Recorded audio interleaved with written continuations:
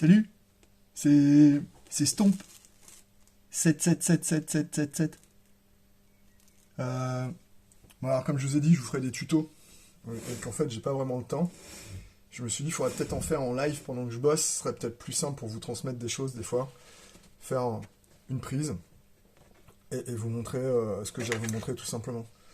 Alors là, en fait, je suis en train de faire des changements de roulement sur une paire de roues que je viens de finir d'assembler.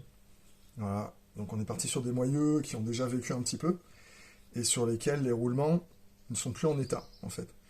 Donc les roulements de roues, c'est quelque chose d'essentiel sur une moto. S'ils cassent, ça va être problématique, vous allez plus pouvoir rouler.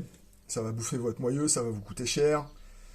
Ça peut être dangereux s'ils cassent pendant que vous roulez vite. Enfin, en général, on l'entend venir quand même, ça fait un petit bruit. Sur les moyeux,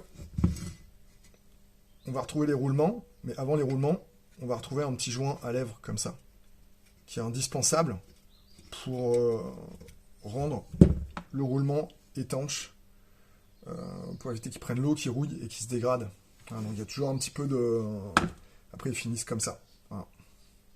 Ils finissent tout rouillés. Ils sont en sale état, ils sont dégueulasses. Et ils finissent par crever. On a une petite bague comme ça de protection étanche. Donc il y a déjà une bague sur le roulement. Il y a celle qui est sur le moyeu. Et voilà, à l'intérieur, on a les billes comme ça, avec de la graisse. Et quand ça finit par prendre l'eau, bah, ça fait cette gueule-là en fait. Voilà, c'est tout rouillé. Et c'est là qu'ils vont finir par péter. Donc c'est pour ça que c'est indispensable de toujours les contrôler un petit peu. D'avoir des joints à lèvres qui sont en bon état.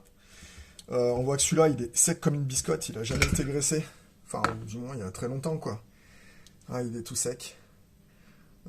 Donc quand ils sont secs comme ça, c'est pas bon signe. En général, il faut toujours les graisser un petit peu, les nettoyer, les dépoussiérer, en fait, enlever le sable, tout ça, toutes les merdes qui ont pu venir se mettre dedans, et les regraisser un coup à chaque fois que vous démontez votre roue, et vous la remontez avant de remettre les entretoises, et avoir des entretoises aussi qui soient propres au moment où vous les remontez.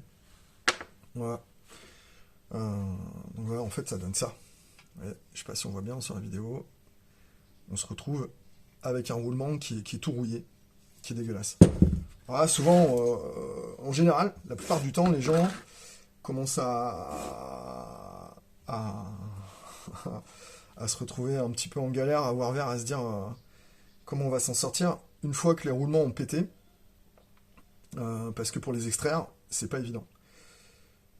Tandis que si on les contrôle au fur et à mesure et qu'on contrôle, qu'on peut constater leur état de vie au fur et à mesure du temps, une fois qu'ils sont fatigués, on va le savoir et on va pouvoir les extraire assez facilement. Souvent les gens, c'est une fois qu'ils sont morts, qu'ils ont éclaté, qu'il n'y a plus de bague à l'intérieur, qu'ils se réveillent et puis bah là, en général pour les retirer, c'est un petit peu la galère.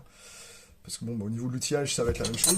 On va se servir d'un extracteur à inertie comme ça, voilà, ce genre d'appareil, où on va venir faire prendre ça dans le roulement ici, serrer, ça va verrouiller le roulement, et après, on va venir mettre des coups de masse en arrière comme ça pour sortir le roulement. Alors quand c'est toujours plus facile quand le roulement est entier, une fois que le roulement est pété, c'est moins évident. Et en fait, ça reste toujours problématique.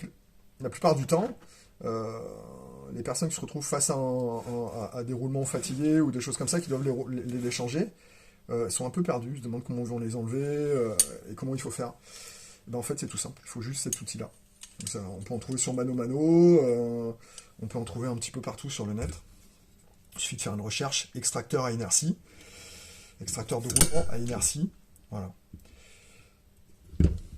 Donc, il suffit de l'enfoncer comme ça. Voilà, vous vous présentez, il y a 4 faces qui se rétractent comme ça, les unes contre les autres, et qui vont se dilater en fait grâce à cette pointe qui va rentrer dedans et qui va les faire s'écarter au milieu du roulement et les faire prendre grâce à cette petite partie là, ici comme ça, de l'autre côté du roulement, pour qu'une fois qu'on commence à tirer, la pièce ne puisse pas sortir du roulement mais emmène le roulement avec elle. Voilà. Donc, hop, on met ça comme ça, on le serre pas trop, on le représente comme ça, on l'enfonce en général un petit peu de biais comme ça, et on pousse, voilà, ça rentre tout seul. Alors là, il y a 2 roulements à extraire, parce qu'on est sur le côté de la couronne, donc on met toujours 2 roulements côté couronne, enfin sur les moyeux de qualité, parce que c'est là qu'il y a le plus de force exercée, Et un roulement se fatigue très vite, tandis que deux roulements supportent plus facilement la force, la puissance du moteur à travers la couronne, plutôt qu'un. Voilà. Donc on en met deux, et là, il y en a toujours deux à retirer de ce côté-là.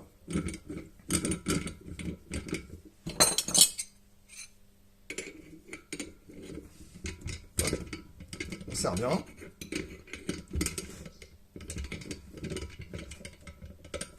Tac. Une fois que c'est bien serré, après, on met des grands coups comme ça. Donc c'est le principe de l'inertie. Hop, je fais là en sorte que vous puissiez voir. Et voilà, le roulement commence à sortir tout doucement. Il